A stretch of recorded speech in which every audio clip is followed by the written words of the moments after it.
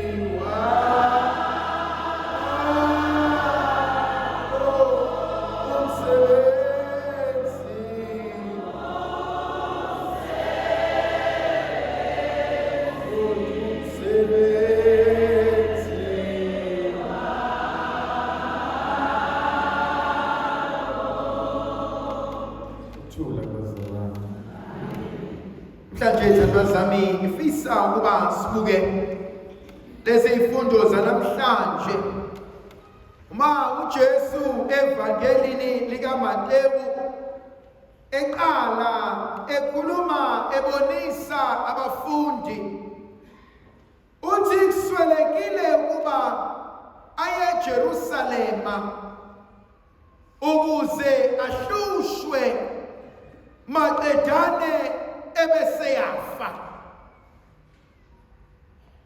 uJesu ubanikeza inkonzo ekusweleke ukuba yenzeke maqedane ahlale esihlalweni sobukhosi.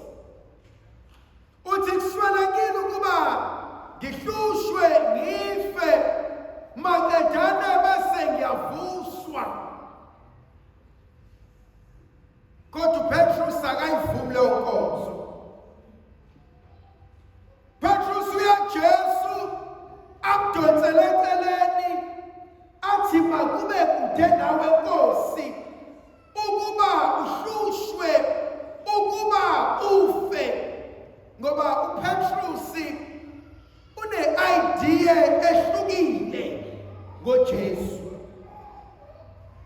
uPetrus wazi uJesu azoba uMesiya, ozoba namandla, ozonqoba zonke izimpi, ongeke ahlulwe, ongeke afe, kodwa ozosenzela konke.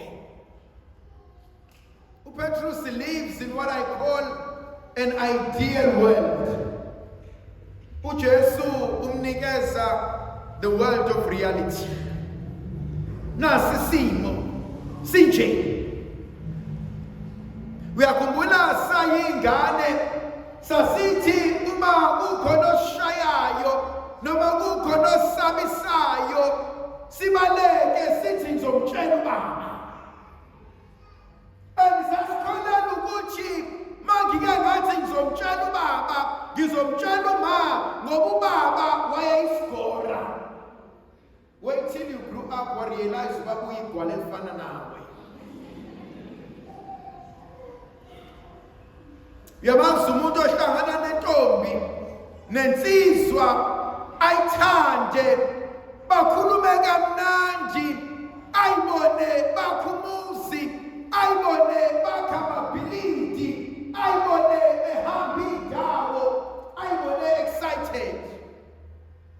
Kodwa reality aseyiphila manje ayifani nephupho ayenalo ngane. Bangaka abanye bethu who still live in the world yamaphupho babalekela iqiniso. Khona inkonzo uNkulunkulu afuna ukuyenza namhlanje. Inkonzo yokwamukela isimo njoba sinjalo.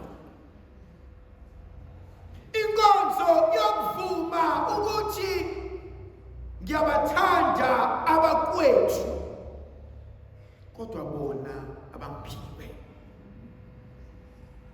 Inkonzo yokwamukela ngiyamthanda umzali wami kodwa yena uncamela abanye kunami. Khona lo mkhuleko othi Nkosi nginikeze amandla okuguqula nokushintsha ekwazi ukuguqula. Ukwamukela engeke ngakwazi ukuguqula ebese unikeza ukuhlakanipha nokuqonda ukwazi umehluko. Uthi uJesu mekhuluma noPetrus nabafundi bonke ufuna balibone iqiniso njengoba linjalo. Athi omunye, tell me the truth and let me live with it than to spoil me with your lies. Noma ngitshela iqiniso. Noma ngihluleke ngizame ngilwisane neqiniso kunokuba ungikhohlise ngamanga.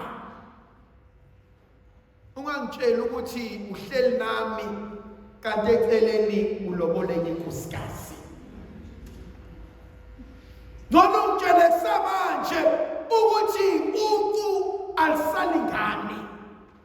Noma ungitshele samanje ukuthi sewucela ukwehlika kule nqola kunokuba ngihlale ngikhohlisa abantwana bami, and every day I need to explain to them ukuthi ubaba kekho ngoba usemsebenzini, even though mina ngilazi iqiniso ukuthi ubaba akasabuyi. Konke asikwamukeli ngoba nakho umnandi. Asikwamukeli ngoba nakho siziqhwaga. Kodwa le nkonzo yokwamukela iyiphilisi elinaphanayo. Yazi iningi lethu sishawe inkonzo yokuthi asamukelanga sitshela ukuthi kusazoba ngcono. Angeke kusashintsha. But sooner ngikwazi ukwamukela ukuthi sekunje manje la ekhaya siyakwazi ukuqhubekela phambili. uJesu nenkonzo ayenzayo methatha uPetrus ebudonsele eceleni uthi suka kumina Sathane.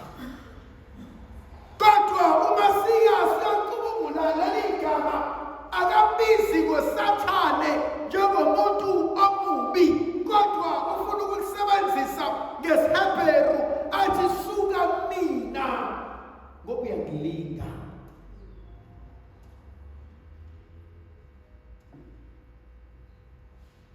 khona ezinye izinto, khona ezinye indlela okumele uyihambe wedwa. Akekho umunye ozohamba nawe. Khona ezinye izinto okumele udile nazo wena uqobo lwakho. Akekho umunye ozokusiza. Nofikayo abomngani wakho, nofikayo abomzali wakho, nofikayo abe umntanakho akasoze ayihamba lendlela ngendlela okumele uyihambe ngayo wena uqobo lwakho. Sisadlala sikhula sibancane kwakhona umdlalo othi isithayimeni. Khona abanye abantu ekumele uthi ngiyakuthanda ubalekile kodwa isithayima ngisathunyiwe ekhaya. Isithayima ngisabiziwe ekhaya. Kodwa bebalekile ukuba sisahamba endleleni ebese ngithi isithayima ngisadila noqobo lwami. Ngoba uma ngadilanga nalo hleze ngizokulimaza ngezinto engakasindi kuzona. Sithi isiZulu akuphangwa mdaka, izulu lingananga. Ngisuka umjaha, I'm not there yet. Sumjaha awuniki isikhathi sobhekana noqobo lwami. uJesu musukulinga. Uma indodana yomuntu ingahlushwa, uma ingafi, ayikwazi ukuphakama ebesibadonsela bonke abantu. Kuyavuka kumina ithandwa zami. Khona ezinye izinto ezizokwenzeka empilweni yakho zibukeka sengathi uNkulunkulu usekushiyile. Zibukeka sengathi uNkulunkulu usekukhohliwe. Zibukeke ngathi uNkulunkulu akanendaba. Kanti kubalekile ukudlula kuzona wena uqobo lwakho. Ukuze uNkulunkulu mesekubusisa kutholakala ukuthi ama requirements wonke usuwafulfillile. Ngishona manje ayizwa lento. Khona igaba ekumele mase kuvezwe boardroom makhona ababuzayo ukuthi unakhona ukuthi nokuthi ingelosi yakho iyosidonsa isitifiketi sokuhlupheka, iyosidonsa isitifiketi sokuthukwa, iyosidonsa isitifiketi sokuhlekwa, iyosidonsa nesokulahla. Ithi inkosi ngikuthole konke kuphelele kuyena.